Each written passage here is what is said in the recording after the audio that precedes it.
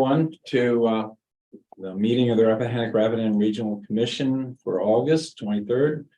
I want to say just a few comments before we start. Allegiance for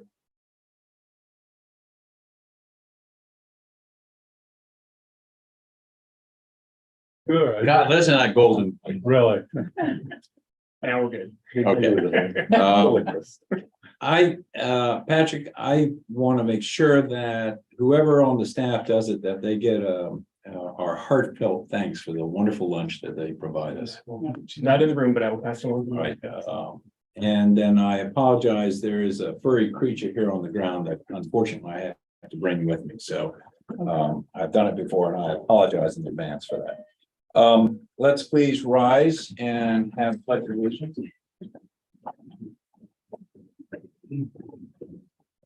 I Pledge allegiance to the flag of the United States of America and to the republic for which it stands, one nation, under God, indivisible, with liberty and justice for all. Thank you. Patrick. You do have a form. Okay.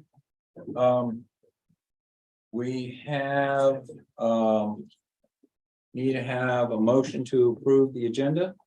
So moved. Thank you. Second. Second. All those in favor, please indicate by saying aye. Opposed? Thank you. Is there any public comment? Is there any public here who would like to comment? Open it up for public comment. Hearing none, I'll close public comment. And we have presentations and special recognition. The first is a welcome to Mr. Cassidy from the town of Warrenton. Welcome to the commission. Glad to have you. Glad to be here. And then the second item is a presentation of the Virginia Association of Planning District Commissions Baker Award. For those of you that may not be aware, Mayor Coiner has served on the VAPDC board as pretty much every role, I think, including president and current chair of the audit committee. I'm currently the second vice president for VAPDC, and that's the statewide organization for all the regional commissions. We had a summer conference in Norfolk at the end of July. Mayor Coiner was there, also Kristen from our staff. But one member of our staff couldn't make it, but certainly we wanted to bring this back and share the Robert W. Baker Achievement Award. So the Baker Award recognizes individuals who've been involved directly with PDC work, Planning District Commission work, and who've contributed significantly to promoting regional planning and development in Virginia, while impacting more than one PDC. So this year, Michelle Edwards from our staff was nominated, not internal, this was entirely a surprise to us. Partners at the Chesapeake Bay Foundation that she's worked with, the local leadership work group, submitted her nomination. I'm going to read a little bit from the nomination just to embarrass Michelle real quick and then present the award to her.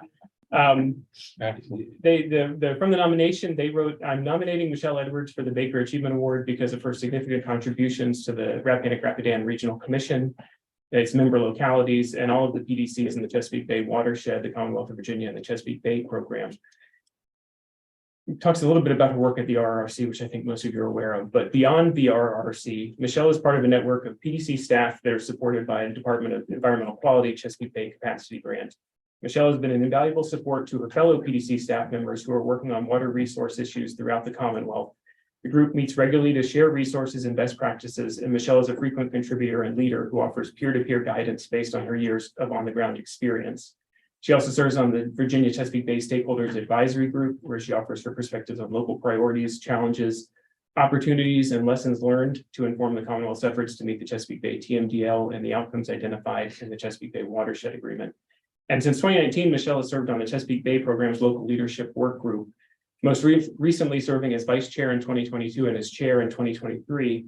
And in this capacity, Michelle has advanced work to increase the knowledge and capacity of local officials with the goal of implementation of local conservation actions. That's the end of the nomination. I think what I would say on behalf of the VAPDC board is that Michelle has been someone not just in localities, which certainly she's played a key role in all of our efforts, but as someone that is willing to go above and beyond and working with other PDC staff as you might imagine, environmental planning doesn't get a lot of funding at the PDC level, and so that's something that we've made an investment in, and Michelle has paid that back many times over. But I think also in working with some of the newer staff, there's a lot of turnover at some of the other PDCs, and has mentored some of them and some of their activities as well. So really pleased to present the award to Michelle.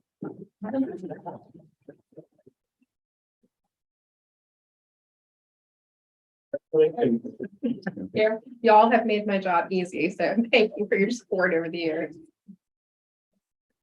Wonderful. Congratulations. And so the next item is the Regional Transportation Collaborative Update. And so Kristen Lampraza from our staff is here to give an update. She was here last August to provide that update, but we've got some additional information that she's going to share. And I'm going to cue up the presentation here.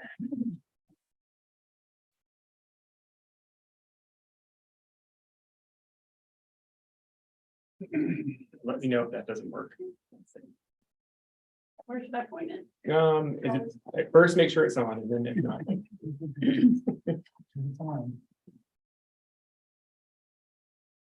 Yes. Okay. So yes, I'm Kristen. I've worked with Commission for about 5 years, and working on mobility programs in the region for about 4 of those years. And we have grown our small transportation mobility program to something much larger over the last 2 years. And we want to kind of share that information with you. Some of you may have seen this over and over again, but feel free to interrupt me or stop me or ask questions if you want to know more about anything. So the PDC traditionally receives funding from the DRBT grant 5310 funds that are designated to help older adults and people with disabilities with mobility issues across the state. Something unique to Virginia is that the state of Virginia pools in 5310 funding from the FDA, and it really follows just a CHISM plan for the state of Virginia, which is Coordinated Human Service Mobility. And that plan is just a list of like best practices and solutions that are mobility focused. And what Virginia does is it allows you just to kind of raise your hand and say, I'd like some of those funds, and this is the way I think that it would work in my region. For Virginia, that works really, really well because we are able to tailor our supports and services specifically to what we need in this area. And then that can change and fluctuate over year to year. So before 2019, mobility programming started coming into this area around 2015. And for the first 4 years, we developed a call center for Virginia. It was the first call center, and it was an identified best practice and CHISM plan. And that call center was primarily just information and referral for the first 4 years.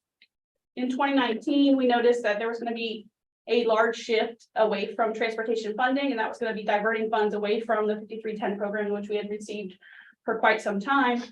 It was also going to make impacts at a local level and change some of the funding that was being received from foundations. Like the PATH Foundation was supporting a lot of smaller organizations dedicated to mobility services, and they were switching their model from a public foundation to a private foundation. And all of these changes were implicating a large loss in services and programming and funding across our region. And we started a mitigation process in 2019. And that process led us to talk with a tremendous amount of community stakeholders, sectors, that issue. And we came up with a collaborative strategy to try to mitigate those issues. In 2020, we introduced the collaborative concept in the region. And that concept was really foreign here because we had a lot of networking partnerships where we're exchanging information, but we hadn't had a lot of working collaboratively together on projects and outcomes. And so this is really different for us to kind of take this approach for mobility services. In 2021, we started expanding our services. We were able to kind of capitalize on that ARPA funding and also some other funding that was available during the pandemic to really work on building up our collaborative. In 2022, we expanded our partnerships. We worked with a tremendous amount of different foundations to diversify our funding and increase staffing.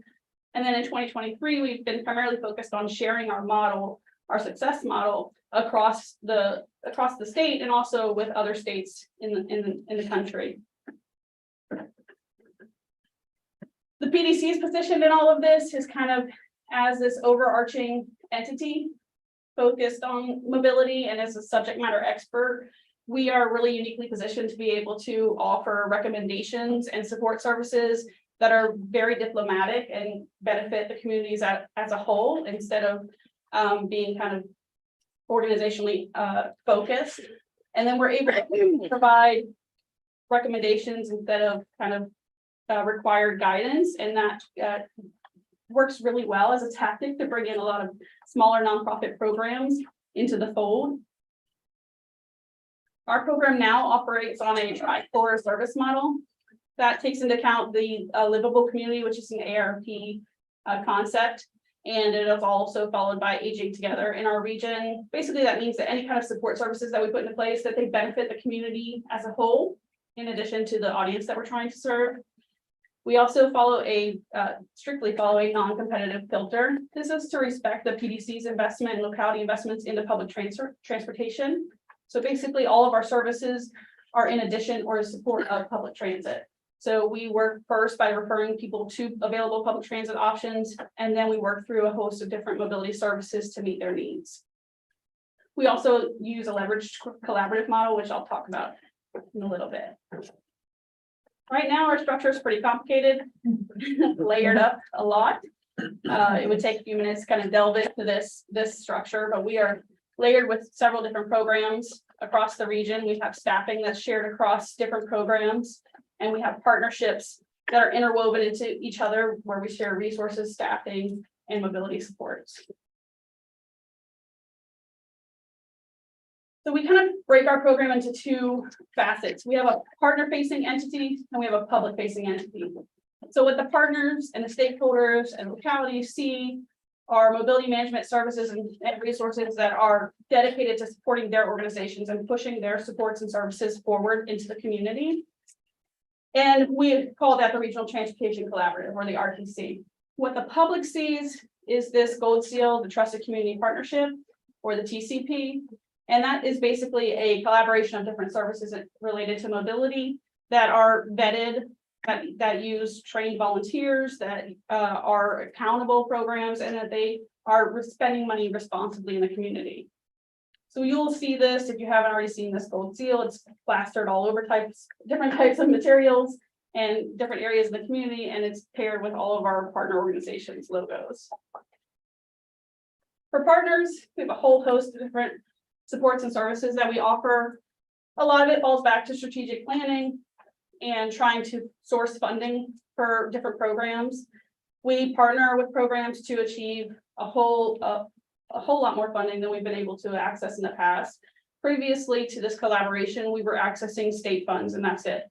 Now we collaborate with 30 different partners. We're able to leverage that eligibility to apply for funding, work together and partner on grant applications, and make those applications much more lucrative to funders and investors, and ultimately make a much more successful project. And we've been able to bring in a lot of different great grants for that because of that tactic. For the public, there's a tremendous amount of services as well. It all starts with the call center. People call into that central phone line and they're able to connect with all of these different resources. We're able to add resources and take away resources off of this list as needs change and fluctuate throughout the year as we see different types of aging or chronic needs, chronic medical needs that change in our community. Our call center coordinates all of these services and tracks all of the data, and we're able to show a tremendous amount of impact to state funders and also grant funding initiatives. Some of the FY23 data and growth. This is in the last 4 years. We have changed our traditional budget of only $150,000 to now starting FY24 with about $1 million.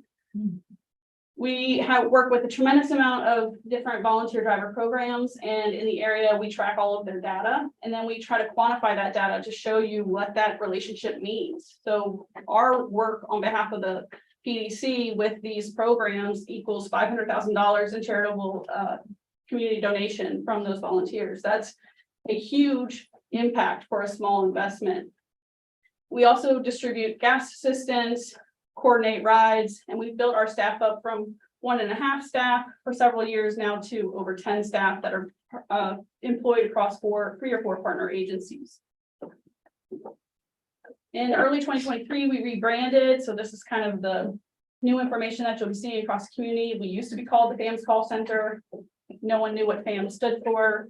It was kind of a hard sell, mouthful. So we switched to just something very simple, mobility center, and that's it. Now we feel like that is also matches up with our state funding, because where we started as just a call center, now we do so much more than just answering phone calls. We're providing a tremendous amount of coordination and connection to services. This is just the last fiscal year's data. The volunteer drivers have provided over 7,600 rides, and they have donated 1,800 hours and 130,000 miles to this program. So they're providing a huge amount of transportation in our region. At any given time, they're providing between 50 to 70% of transportation in the area. And that's across about 200 active volunteers.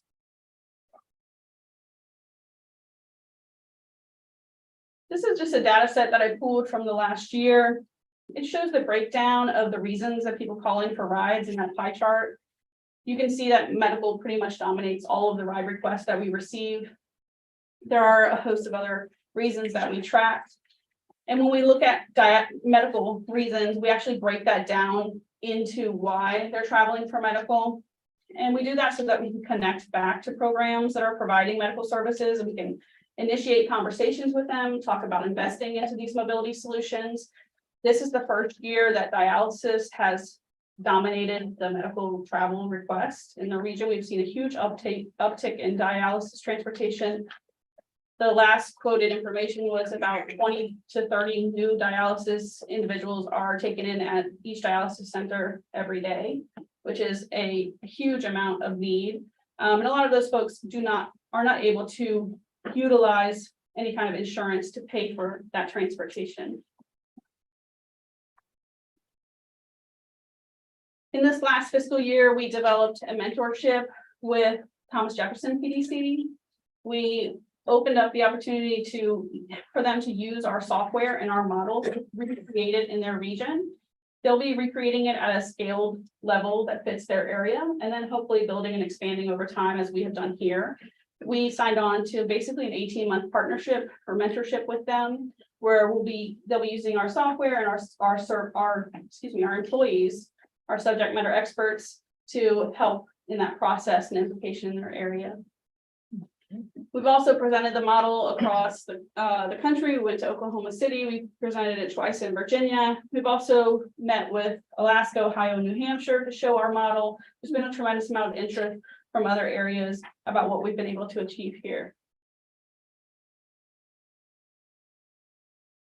In an annual cycle, we kind of follow a process over and over, a repetitive process. Whereas before we were applying for funding once a year, we apply for funding all year round now. Every grant opportunity that comes across my desk, I'm sending it out to partners, looking for an applicant, trying to figure out how we can bring that funding into the area. When there are local grants that come across my desk, we meet as partners and we talk about what the priorities are, and we figure out which program really needs to be the applicant and where that money is best spent. And that tactic really helps us to reduce local competition for funding and make sure that we're spending local money efficiently. On a 5-year process, we kind of go through this strategy, implementation, growth, partnership, maintenance cycle. And for FY24, we're beginning our strategy year. Our data and information from strategic planning this year had shown a lot of need in strategizing and looking at new supports and increased types of supports. For this FY24, we're beginning with approximately $1 million. We have 2/3 of that coming from the state. And this is kind of a demonstration of how that will be broken up. There is a tremendous amount of state funding going towards staffing those positions that I mentioned before. And about 20% of the funding goes towards vehicles. So we partner with Encompass Community Supports, and we leverage the use of 9 to 12 vehicles at any given time to provide wheelchair rides for any individuals across the region. And we allow our facilitation of that use goes along with MOU agreements with partner organizations where they're allowed to provide transportation to any of their clients and use those vehicles for their own needs. So whereas before these vehicles were already existent in the community and they were parked majority of the time in a parking lot, now they're being used constantly by all kinds of programs across the region for transportation. We're also getting about $250,000 from the Path Foundation. The Path Foundation funding is something very unique to our area, and I think it speaks for our success in our model. The Path Foundation typically does not do repetitive funding year after year. They want to see an investment turn into a stable program over time where you're able to source funding from another area. And what we've been able to show the Path Foundation is that a lot of our services connect directly back to their own objectives of access to health.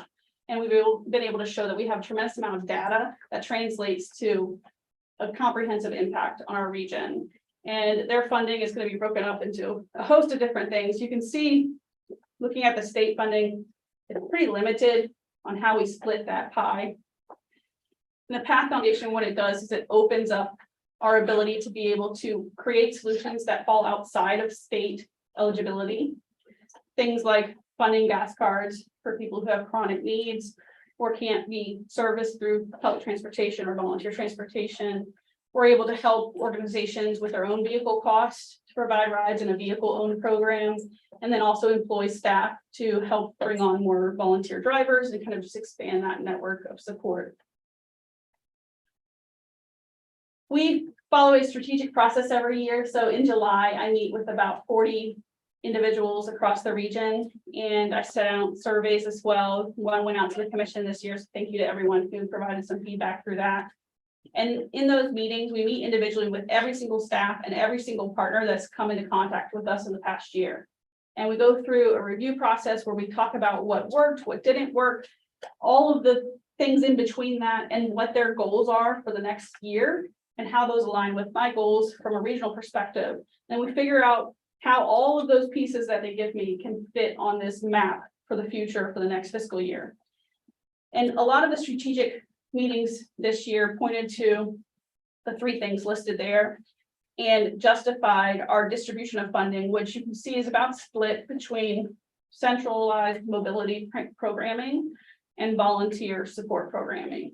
We know that we provide a tremendous amount of transportation through volunteers, and that's going to require some maintenance and support. And so our budget is pretty much split between that and our mobility focus as a region.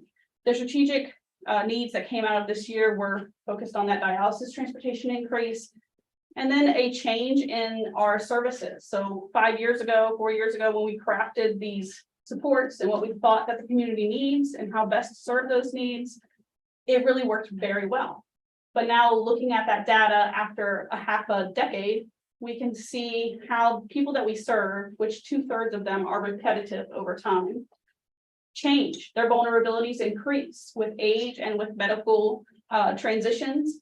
And so we know that now, looking at that data, we need to think about strategically increasing our types of supports, offering more enhanced services to meet those vulnerabilities, because we don't have anything currently that can meet those needs.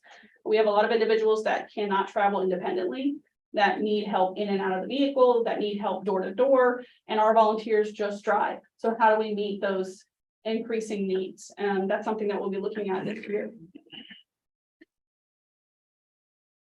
I think that's pretty much it in a nutshell. All right, thank you. Any questions?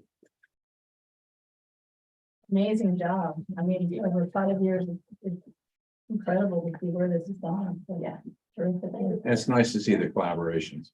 That's great. Yeah, I'm really thrilled to see the mentoring concept with our neighboring Yes. region. That's tremendous, and showcasing to other states. I mean, I think I said it the first time I saw this presentation. This has been in a lot of jurisdictions around this is really a showcase of collaborations. You should, I know you're proud, we're proud of. Thank you. The mentorship with TJPDC is really exciting because we refer a lot of individuals to that neighboring program. We want to know that when they cross locality lines, that they have the same supports that they have here. They have to go there for the university health services. So if we have to do that, we want to make sure that those supports are cohesive. So that's exciting for the future, what people will hopefully be able to access. I would say for any of you that were on the commission in, I think it was late 2019, and Kristen referenced in the presentation, funding, vulnerability and sort of what we saw. And I think, for a lot of reasons, Path Foundation and the relationships that Kristen has built with their staff and also some of the other partners there. But also the funding that came from the state, that's really helped us. But I think it's not just funding; it's actually doing the work. And one of the reasons I think our program has worked, as Kristen said, this has been something that was first implemented at a very basic level in around 2010. After the first Chisholm plan was done at the regional level, and we were the only region where the PDC sort of took on a leadership role. And I think I would hope that if you went back to the state, to DRPT, and said, what would you do differently, that they might look at it and say, well, we might involve some people that don't have a service provider background, and don't want to be involved in service provider, but can provide that sort of higher level view and better collaboration than in some other areas. But yeah, it's been really successful, and I think just a really great testament to the work of collaboration across the region. Thank you. Thank you. Thank you. All right, ladies and gentlemen, next on the agenda is the consent agenda. We started doing a consent agenda as a means to streamline the meeting and try to save some of your valuable time. What I'd like to do is have a motion to approve the consent agenda, have a second, and then we can have a discussion if there are any additions or changes that need to be made. So thank you for the motion. A second. Second. Thank you. Any changes or amendments or deletions? Hearing none, I'd like to have a vote. All in favor of the consent agenda, please indicate by saying aye. Aye. Any opposed? Thank you. Executive Director's report. Yes, sir. So again, want to welcome Mr. Cassidy to the commission. Really look forward to working with him. I've worked with him previously in his various roles. I think if it's got a title, he's probably held it at some point. But yeah, really looking forward to working with him. Do want to introduce Mallory Grady. Mallory is our new farm to school associate. Started with us this month and has already, I think, been in various schools or with various administrative teams as school is getting ready to has started or is starting around the region. And so I anticipate seeing her, continuing to grow our farm to school efforts with the local school systems. And then just an appreciation for those of you that have passed the 50th anniversary resolution. If I've seen it on an agenda and I've been available, I've tried to make it. I know I've missed a couple, and on Monday night, I think I missed 2 or 3 maybe that were all at the same time. But appreciate everybody going through that and having that process. Very helpful for us and just a good commemoration of our 50th anniversary. One item that I'm very pleased to share is I've probably been carrying this for a year and a half, but we finally have a grant agreement with Virginia Department of Emergency Management to do our hazard mitigation plan update and also to tie in the resiliency plan funding through the community flood preparedness grant. So we have a kickoff with VDEM next week. We're going to engage with Berkeley Group by our on-call consultant contract, and we'll do a streamlined process for that. Our current plan expires, as they say, in December. We're not going to make that deadline. There's not really a penalty other than not being able to apply for specific grants through FEMA, but we are going to work on a more shorter time frame than we likely would have. But because of tying in the resiliency plan, I think we're gonna we don't want to do it as fast as possible. We want to get some time there. So all of the participating jurisdictions on that, when we put the grant application in 2+ years ago, had identified primary points of contact. We're going to be going back through that to make sure that those people are still in their positions, or that there might be another one that would be a better point of contact. And we're also going to broaden out our past couple of updates to the hazard mitigation plan, been largely emergency management driven. All of those individuals will still be involved, but we're also going to do a broader outreach into planning, community development, zoning, and other areas as well, just as part of this this 5-year update. In June, I did share some information about the Southeast Crescent Regional Commission, and my comments at that time were that this is a federal commission sort of based on the Appalachian Regional Commission model. One of the things that has come up since June, at the time, nobody indicated any concerns about moving forward, and I certainly don't have any now. They are offering a capacity building grant to the regional commissions or the councils of government for basically to do some outreach on behalf of that commission with local governments. In our region, Orange County qualifies as what they call a transitional county. The other counties are all, it's largely based on economic distress. The other counties are all attainment counties, which means they're, you have high functioning economies, you haven't had severe manufacturing losses. But because of that, we do qualify to receive some funding, probably in the $20,000 to $22,000 range. I was initially concerned that it was going to be a very small amount, and so then was going to have to do some figures on is it worth our time to do that. But I think my opinion is for that amount of money, we'll continue to move along in the process to see to make sure that we're maintaining eligibility or keeping in touch with that commission, but also be as other opportunities come out that we're keeping abreast and able to share that with you all.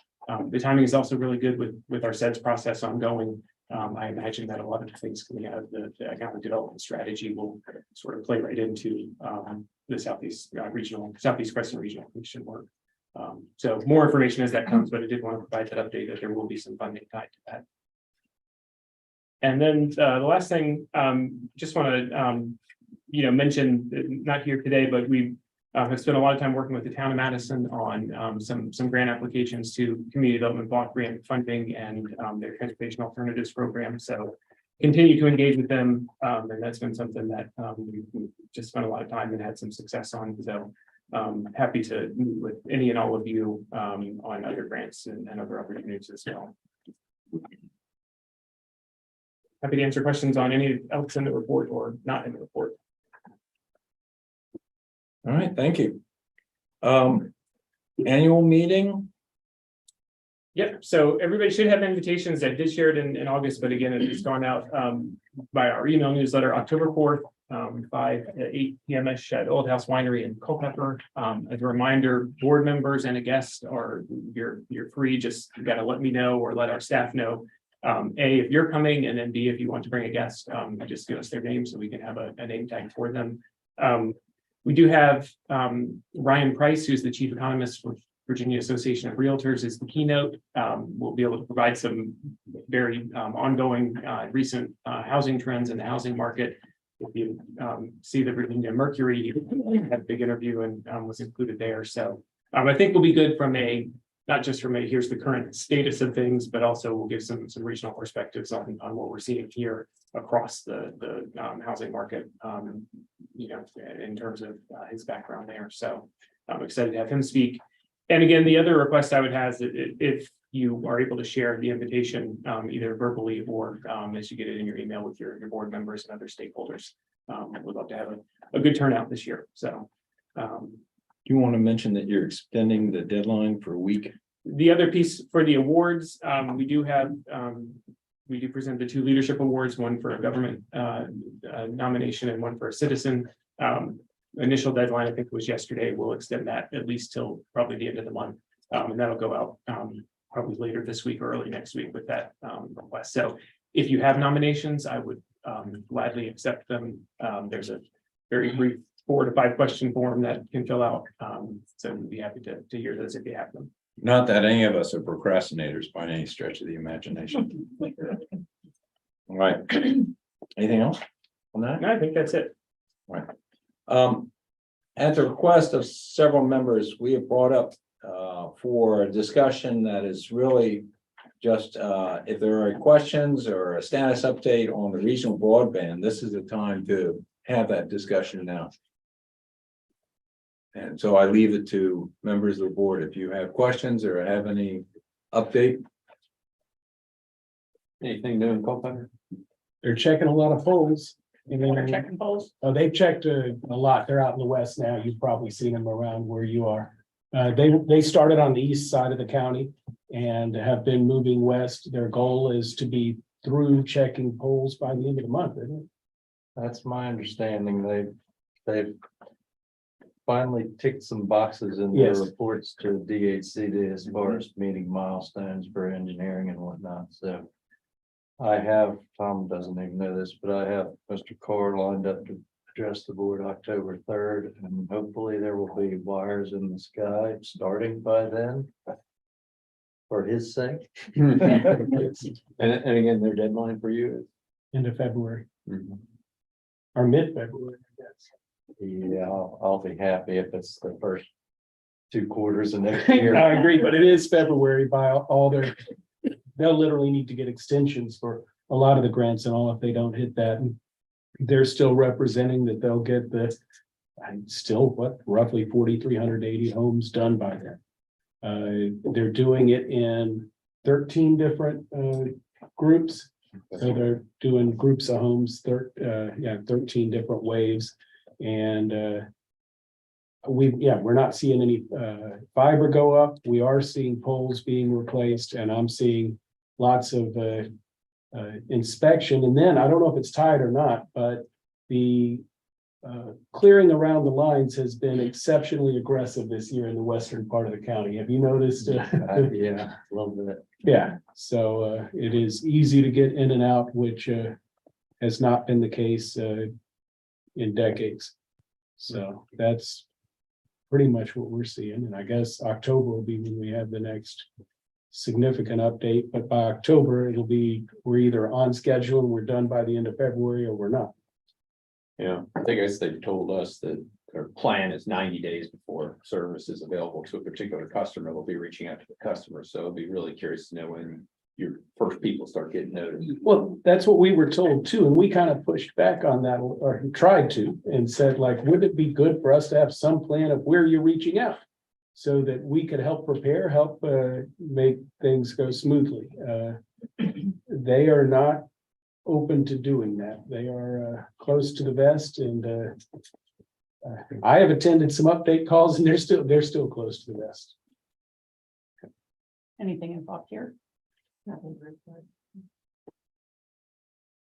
Except for we continue to follow what's happening with you guys. You're a year ahead of us, so with All Points Project. Thank you for being the canary in the coal mine. We say We finally got our first Valley grant after bludgeoning them politically for several years. They finally capitulated.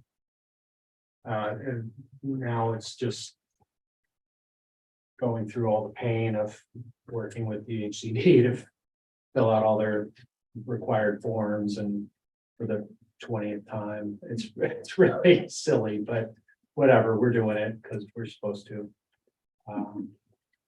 So that'll, I don't know, I think that's for like 30 miles of fiber and down. We have other money where we're building that stuff. I guess our most dense project right now is we are putting fiber into the woods, so that's, add several thousands. That's overbuilding. That's cable our first provider. overbuilding a cable provider. What did the cable provider say? So that's what's been interesting. We sort of hadn't really talked about it a lot. We haven't done much in the way of publicity. Sort of waiting to see if they were gonna file any suits or go to the feds or anything. We haven't heard anything. So maybe the cable industry gave up, Guess what? at least in our region. Yeah, so we're definitely head to head. The take rate is certainly influenced by, because for a lot of people, it's just as easy to, kind of keep their incumbent provider rather than go through the sign up and now I gotta disconnect, and how do I stream that versus look at it this way. It really depends on how tech savvy you are, how painful the bill is. It's definitely less expensive to use our product. And the speed is much better, but everybody has their choice. So All right. going into Spotsy some too, so that's a big project that we've got going on. Western Spotsy.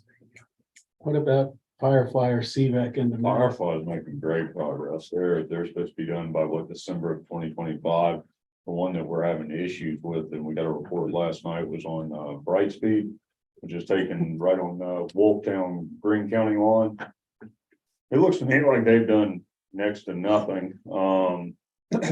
They're supposed to be done December of 2024.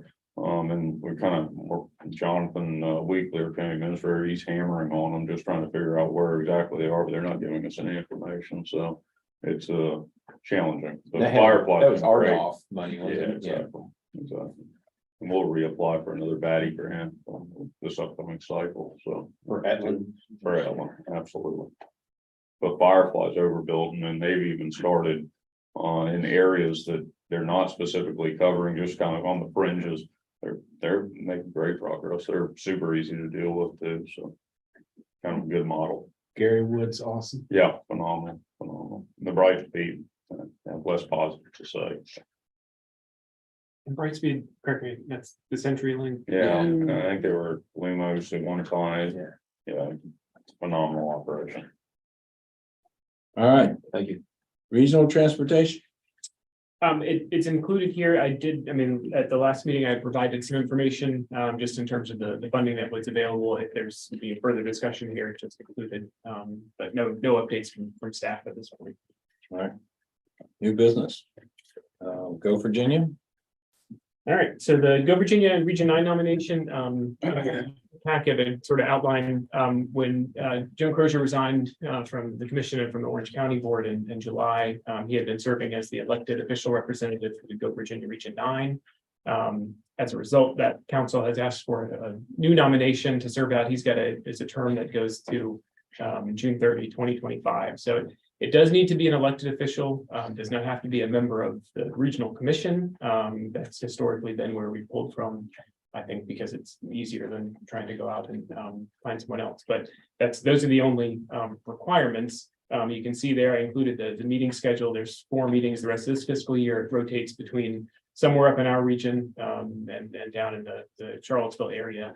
I will say the meetings up here have varied. We've been at, so I'm a member of the council. Mr. Weekly is the chief administrative officer representative for the region, and Paige Reed represents from the town of Culpeper, represents the economic developers from the region. Up here, we've met at Path Foundation, Hazel Hall, at Laurel Ridge Community College, Daniel Technology Center. And then in the Charlottesville area, the meetings are typically at the new UVA, the North Fork Research Park, which is just north of the airport. So you're not having to go all the way downtown or, even to like Nelson County or Louise or Fluvanna, typically. So I don't think it's heavy lift, but you all are the ones that have, full-time jobs and that can speak more to that. When Go Virginia started, I was actually president of the state regional commissions, and we worked with them to establish it. And so I spent a lot of time for a couple of years at the assembly. I also had a lot on my plate, and I didn't volunteer to be on the local group. But with a narrow window to finish a term, and with my plate not being as heavy now, I would love to I nominate Mr. Corner. I hear a nomination, a second. Let's go through this very quickly. Are any other nominations? It's not because I'm so good, you don't want a speech. That's what it is. All right, hearing no other nominations, we have one nomination in front of us. Those in favor of appointing Mr. Coiner to complete this term, please indicate by saying aye. Aye. Thank you very much. I'm not even going to ask if anybody opposes. All right. All right, I'm asking Michelle to present on the food council priorities, if you wouldn't mind, just kind of walking through the new priorities and kind of an update on the food council. Sure. And so the RRC's Food Policy Council, for those that don't know, it's made up of one appointed member from each county and then one from each sector of the food count of the food system, as you might call it, like producers and processors and health and education. And the council periodically reviews our priority projects that were adopted through the Farm and Food Plan that this commission adopted in 2015. And there's 9 priority projects. And in reviewing those, we realized that of those 9 priority projects, all of them have either been completed or in progress.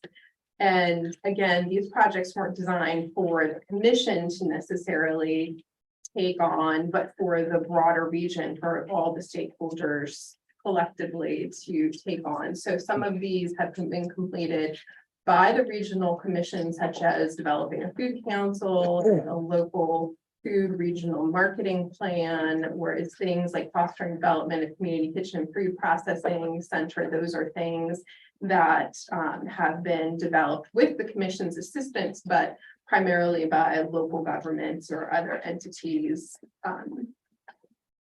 taking the lead on those. So since we always want to be moving forward and new challenges have arisen, and the Food Council and the Commission have diversified our efforts into areas like farm to school, for example, or food access certainly became an issue during the pandemic. We voted as a council to take on 8 new priority projects. And would you like me to read each of them, or is it enough that they? I mean, it's in the packet, I don't think, Yeah, unless you okay. got specific Yeah, comments. that's fine. So, I mean, as you can see, some of these do focus on things like food access or farmland access, whereas others focus on food business entrepreneurship or farm entrepreneurship. Some of them focus on farm to school efforts, farmland conservation. There's a wide range of things, but again, trying to constantly have things to work on and move forward. The existing priority projects will still be something that's ongoing that we still support, but trying to add to it to always have something to build on in the region. But we're certainly incredibly happy that we've had so many successes in the region in a short amount of time. Well, on behalf of Culpeper County, I would ask that you strike foster equity, diversity, and inclusion from the list. Culpeper has removed that from other components, including our comprehensive plan, et cetera. And so it's not something that we support.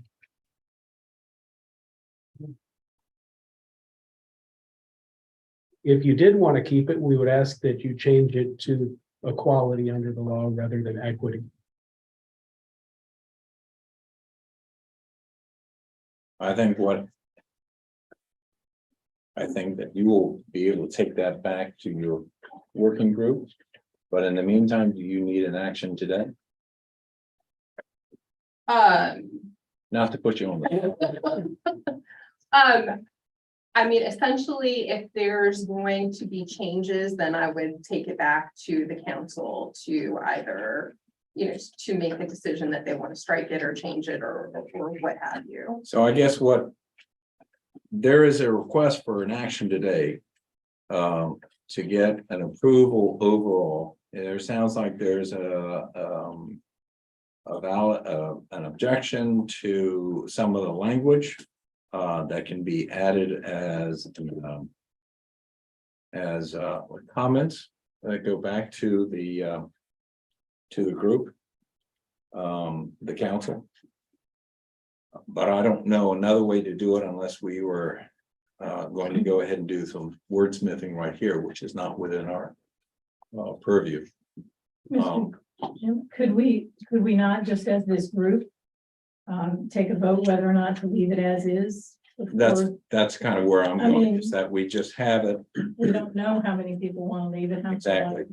So, And then we could. so I'd like to have a motion to go ahead Can I and ask go. one question first, unless you want to get in discussion? I want to go ahead and do a motion in a second, then we'll have discussion if you don't mind. Can I have a motion to approve the Food Policy Council's new priority project list? Thank you. A second. Second. Thank you. Questions? To what extent were these new 8 items designed to cater towards any grant funding or?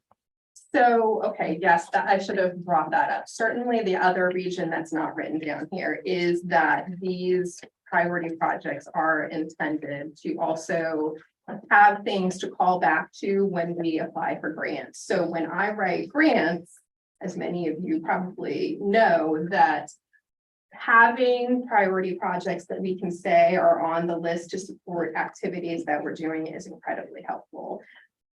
So yes, many of these are because of grants that were either recently applied to or are planning to apply to in the future on a range of things, including like farm to school efforts, for example. So that's the other, how the sausage is made discussion. Thank you for asking that question. Thank you. Are there any other questions? We have a motion and a second in front of us. All those in favor of approving the council's new priority project listing, please indicate by saying aye. Aye. Thank you. Any opposed? Aye. Thank you. All right. You have our vote. Did you capture also Mr. Underwood's concerns? Yeah. Okay. Thank you. I appreciate that. Thank you. Next item on our agenda is the biannual per capita dues rate. There's some background information that I will try to explain, and if I do poorly, Patrick will support me, I hope, on this. The dues has been the same. The per capita rate of 83 cents has been unchanged since fiscal year 2017.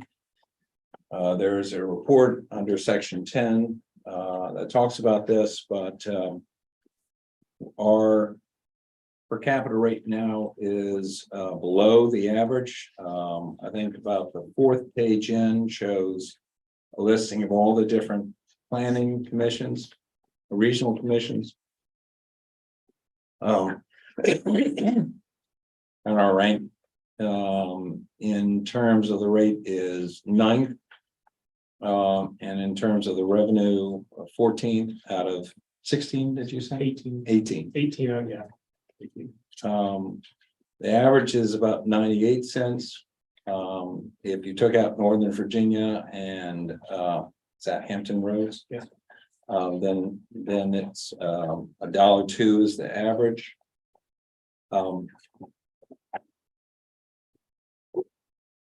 And usually any increase is made up with by the population increase, which has gone up during this period by about 9%. Unfortunately, the responsibilities led to an increase in services by about 77%, which has been borne by external revenues. In other words, they are getting more funding from other sources. I did notice that the Thomas Jefferson Planning District had a lower rate, but they do a number of assessments on their different communities. One you said, Patrick, was a legislative liaison. They do an assessment for that. They do several other assessments. They have a, yeah, Thomas Jefferson PDC specifically has a legislative liaison, which is a separate request, a regional transit partnership, which is a separate request, regional housing partnership. So at least those three that I'm aware of. And we have the only separate assessment that our commission does is for the housing and homelessness support, which is also included here. Total about 48,600. so it seems we have not done anything in 6 years. And we're up against an October 1 deadline to determine the rate, not for next year, but it's for a 2-year cycle. And that is because one of our local jurisdictions uses a 2-year budget cycle. And they request that we have the per capita rate by October 1st. So seemingly we are coming up against a last minute kind of decision as to whether we stay with the same rate for another 2 years. Another alternative may be to delegate to the executive committee to look at the possibility of a funding increase for the 23-25 cycle, but put a cap on how much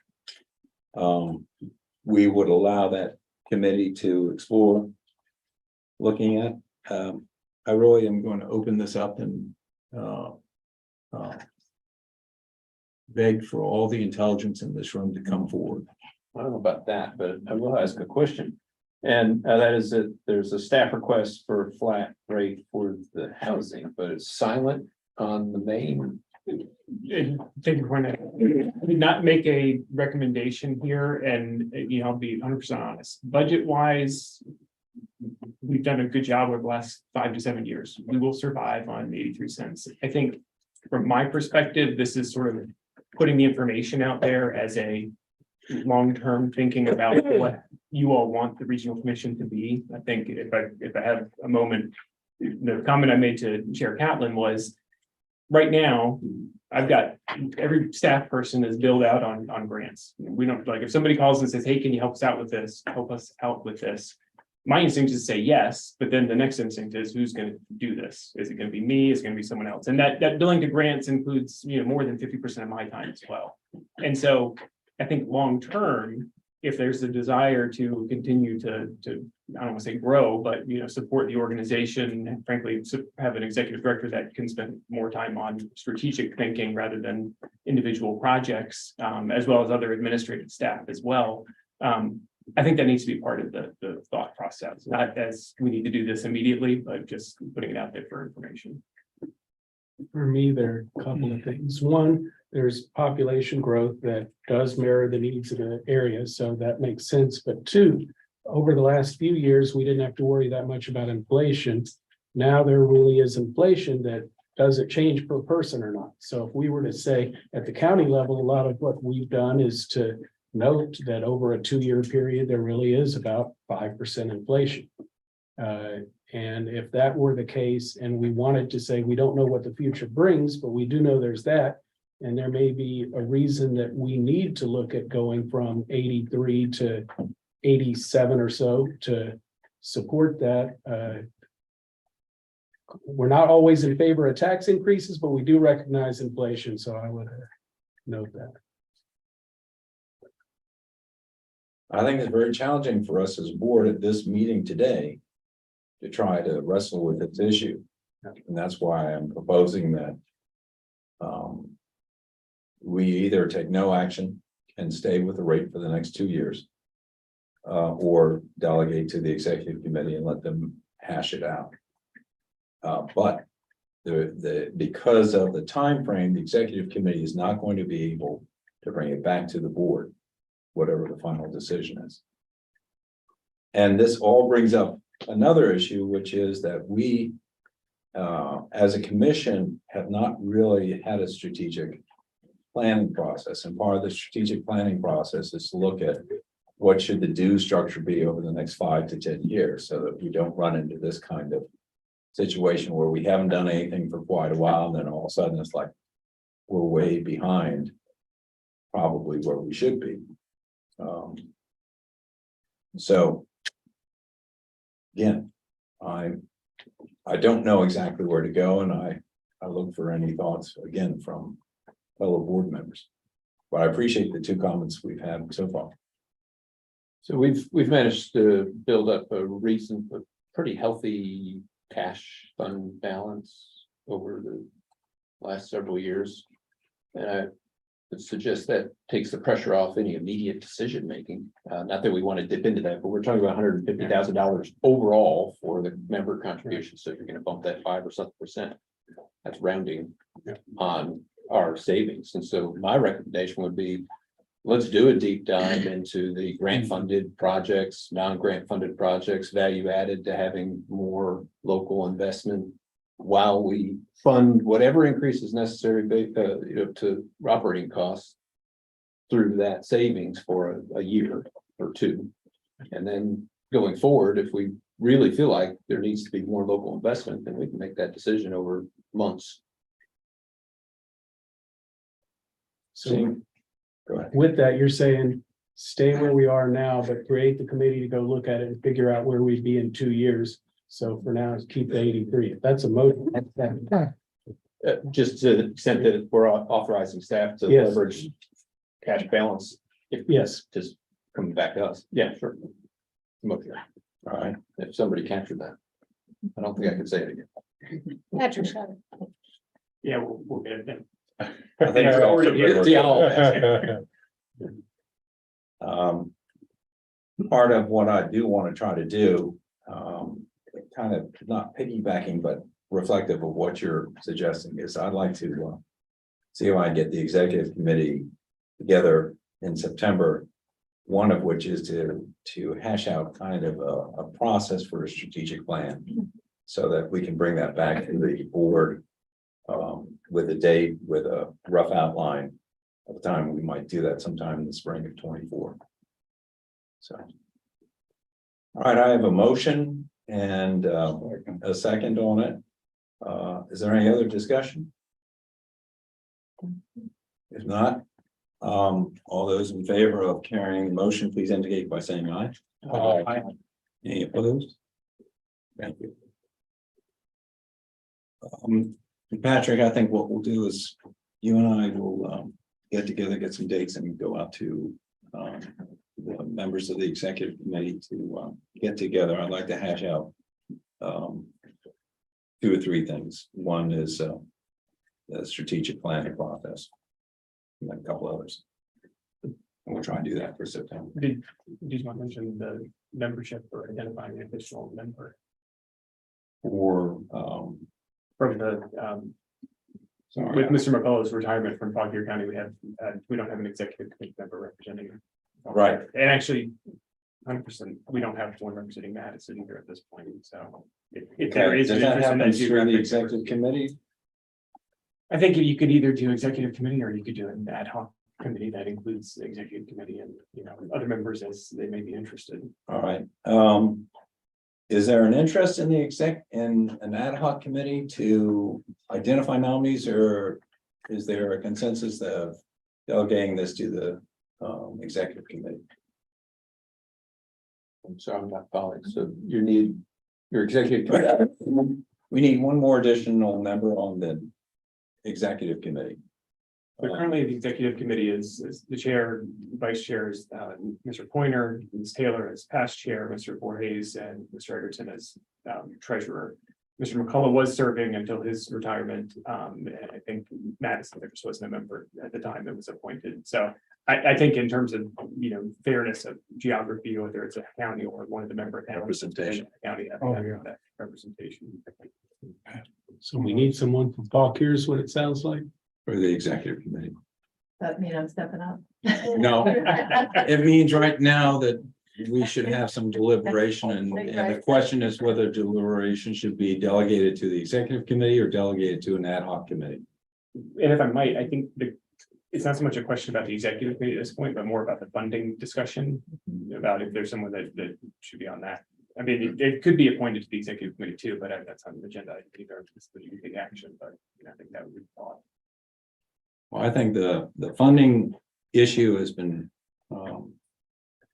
addressed at least for the next 2 years. And I think through the strategic planning process, we'll address it for the long term. So I think at the short term it sounds like the only thing that we have to figure out are this nominations for the executive committee, as I understand it.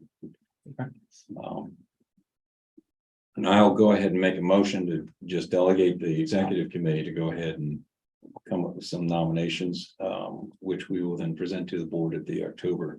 We are going to have a regular October, despite the annual meeting, or in addition to the annual meeting, we will also have a board meeting at the end of October, as usual. So we can present nominees at for the executive committee at the October board meeting. So I make a motion to do that. Is there a second? Second. Thank you, Meg. Any other questions? All in favor, please indicate by saying aye. Aye. Any opposed? Thank you. Is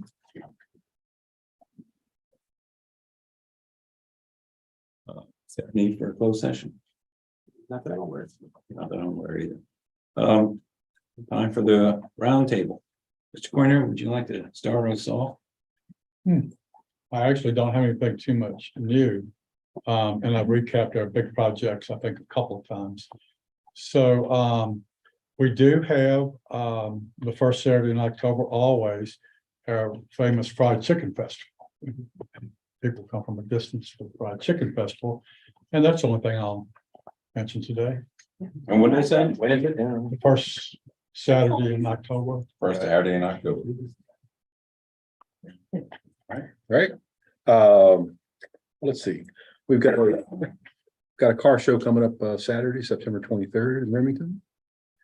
And then we have our fall festival on October 14th. Saturday. And from a more of a something we are celebrating quite a lot here in the last day or two is we got permission from John Price and VDOT with a grant for our train depot small museum that we have there in town to go ahead and advertise. That tap grant. I don't, Might have been previous incarnation of. yeah, it's yeah. T21, yeah. But anyway, we'll be getting that out here probably right around the beginning of October. I'm sorry, the beginning of September, and probably advertise it till October 13th. So, anybody that has an interest in working on those kinds of things, let's spread the word. That's something that we've been working on that for about a year, so we're pretty happy to finally be able to advertise. So that's all. Thank you. Madison doesn't have much since we're plugging festivals. September 2nd is the Taste of the Mountains. Come get your sand art. Other than that, we're doing a bunch of internal stuff and just kind of moving right along. Really happy with putting together another 10-year edition with Orange County pertaining to RSA and Green going on their way. Everything's going well. Culpeper, let's see. I did talk to Delegate Freitas, who referred me to Delegate Terry Austin regarding transportation. And if we could get draft legislation that would give more flexibility relative to local tax dollars. I talked to I can't remember his name, that's responsible on the staff for Delegate Terry Austin for that, and asked if they would like or need anything from us, but if nothing else, if all localities could, at a minimum, have a choice. So like right now, all the money here goes to Smart Scale. If we instead could have the choice of having it as a component of revenue sharing to count as the local for a match. So we could choose Smart Scale or we could choose not, figuring that it just gives us more flexibility at no increase in taxes. And so they are looking at that, and it's drafting time right now down there. So I don't know if I'm making any traction or not, to tell you the truth. Outside of that, the next data center, they're waiting on, I believe it's soil and water, and then there are going to be a couple of paths from Dominion regarding getting to where it is on Route 3 across from the greenhouses. But it's moving forward pretty expeditiously. And for our event, I guess I'll let John talk about Airfest. Airfest is October 14th. Also our farm tour is September 17th. So event wise, that's what we got going on. I don't have anything else to add. Mentioned three events too. We have our music in the park Thursday night, September 7th, 6 to 9. The chamber also has their street festival on September the 9th, and that starts at 9 a.m. And the Orange Downtown Alliance has their Orange Toberfest on September the 23rd. So that's a pretty good event.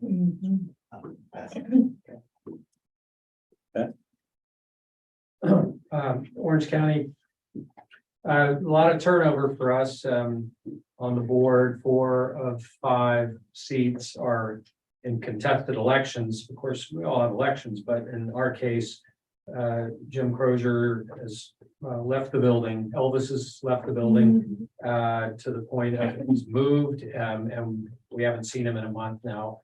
Lee Frame just announced that he will vacate his seat at the end of September. He's moving to Colorado, so that's a lot of experience leaving. And Jim White is planning to resign his seat at the end of the year. That's another. Mark is the only experience.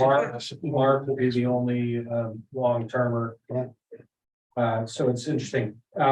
Just a little fun fact. Jim Crozier's position has been filled by Crystal Hale as our interim. She's our social services director. So I'm her board. She's my employee, but she's part of the board that's my boss. So it's really exciting how that's gonna work. She's a great lady and we all get along pretty well. So we're. And just tread carefully. Yeah.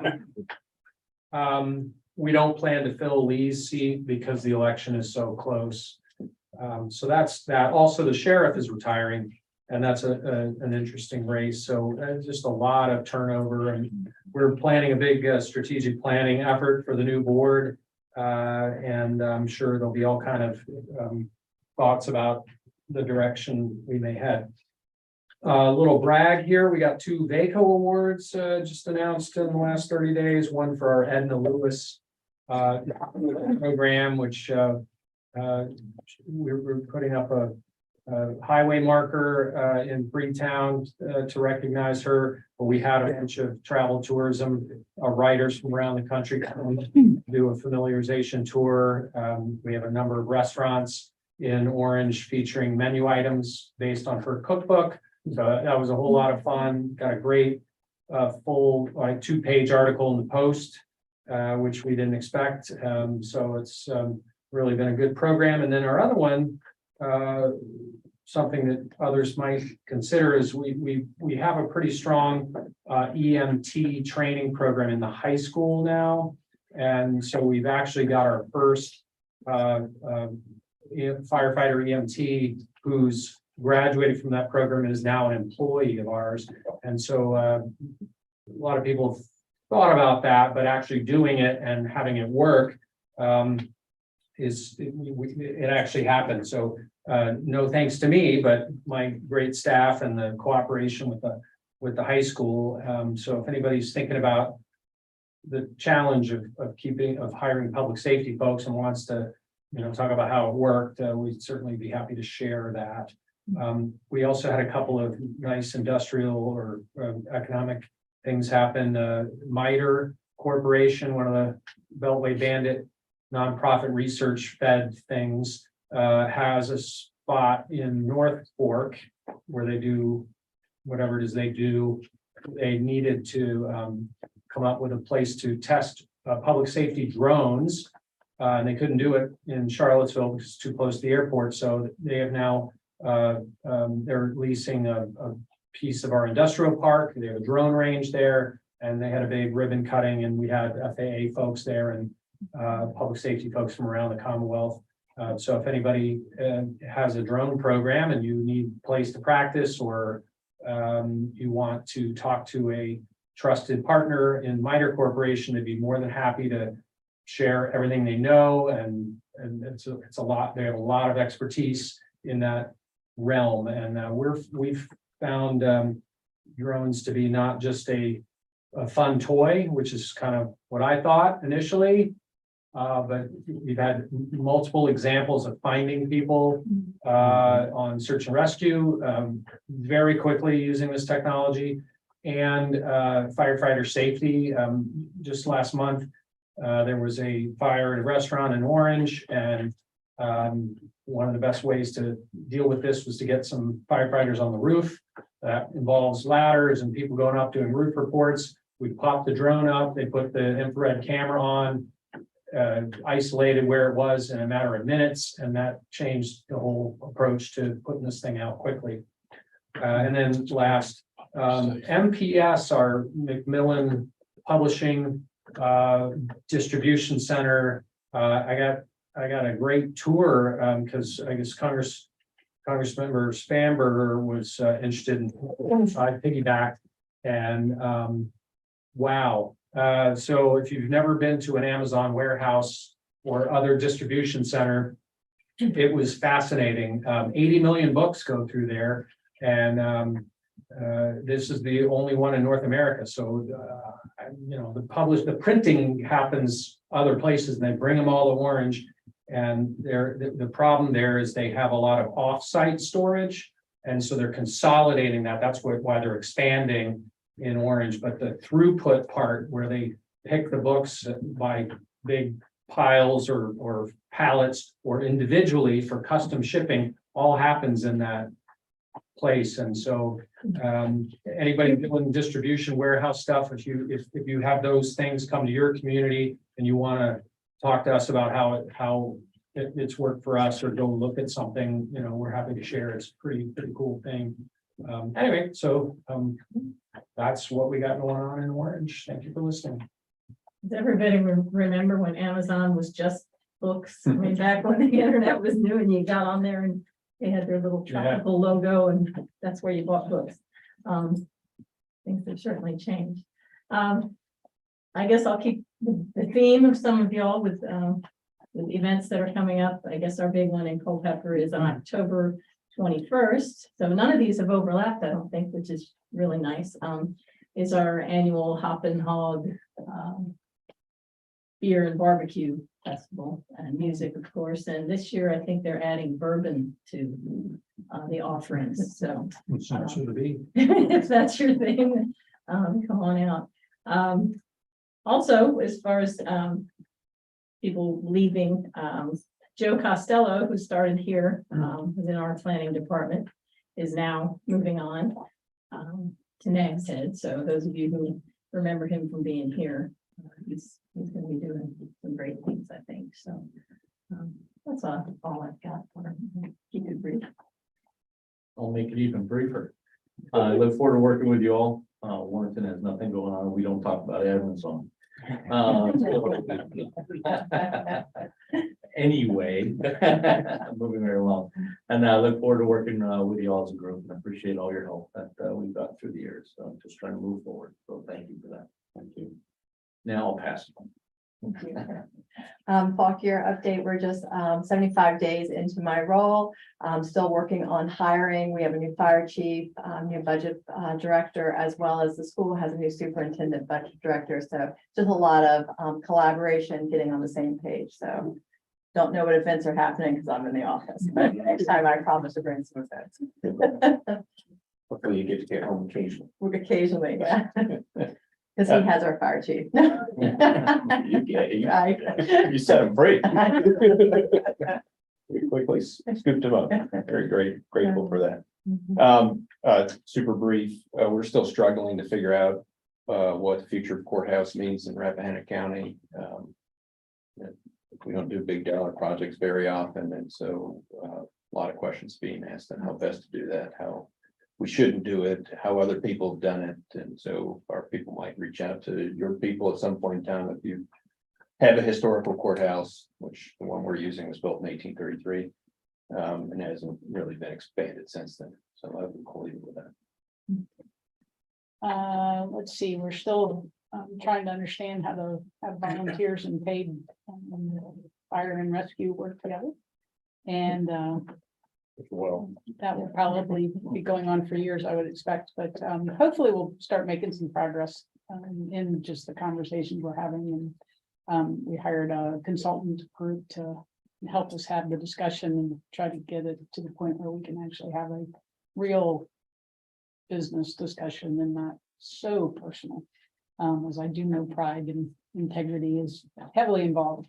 We do have our farm tour on September 23rd and 24th from 11 to 5. There's 14 farms this year, if I remember correctly.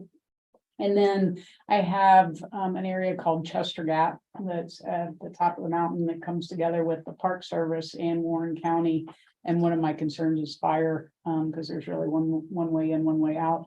And the Department of Forestry came up and did an assessment for a Firewise program. Didn't even know anything existed, but they'll work with the homeowners as well as try to figure out what we can do to some of the roads that aren't VDOT state maintained, to see if we can make it a little bit safer if something should happen up there. But with all the trees that drive, it's been, that's one of my, I worry about the citizens up there, and there's a lot. It's a very dense area. Well, Megan did a good job on the things going on in Culpeper.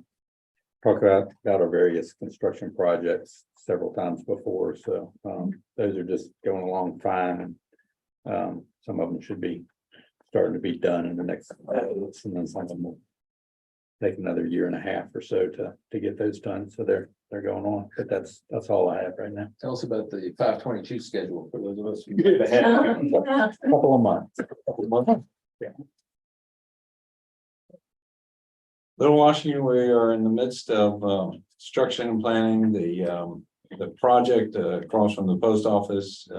They've been taking bad dirt away and putting in new dirt or gravel dust kind of stuff to get a stable foundation, and we should have building happening sometime in the near future. So that's very exciting. It's a very revolutionary and very forward-thinking process of building in an area that has some wetlands. And they've done some exchange and some other things, using some top-notch people to try to both maintain the wetlands and enhance them, as well as have a construction project. So this will be for our affordable housing, our food pantry, and some housing or some office retail space, primarily for nonprofit offices. And then the Inn at Little Washington has decided to do an expansion of, I can't recall the exact amount, it was like 4 or 5 million, something like that. They're not going to add a whole lot. It's only about 10 rooms, but considering what a room goes for, they can make some good money fast on that. So that being all from Little Washington, and that being all on our agenda, I seek a motion to adjourn. A second. Second. All in favor, please indicate by saying aye. Aye. Thank you.